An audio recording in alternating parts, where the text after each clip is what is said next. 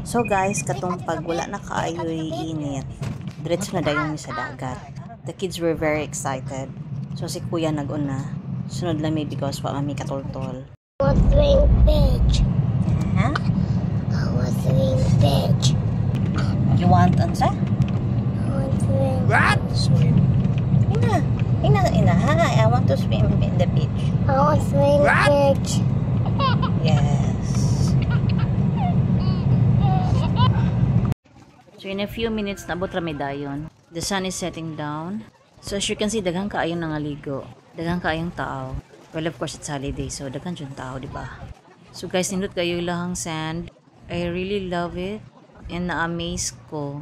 Napare nindot na mga bus diri, no? Sa north. It's really beautiful. The sun is setting down, no? And as you can see, ang mga tao nag-enjoy gyud. Although mihubas na yun ang tubig karon. I mean, tinghunas na.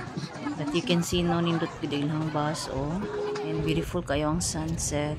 So here guys, akong gikuyugan ng mga kids. And look at that. Wow, beautiful kaayo. I really love the sand. And dapat dili jud mag-sleeper because wadyo'y tunok, walay mga sakit sa tiil. Soft kaayo gid sa tiil ang sand.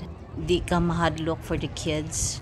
Safety kaayo because walay mga bato-bato. Gamay ra kaayo kag makita ng mga bato. Plain nindot jud. Nakita gid nimo sa picture, oh, diba?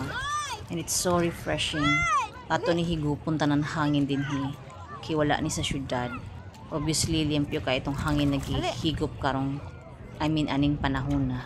Definitely I would love to go back in this place. So here the kids are enjoying kaayo. Super excited kaayo sila. And they're just playing, running around. You don't have to worry anything because aside from hunas, again, walay mga kaayo mga bato.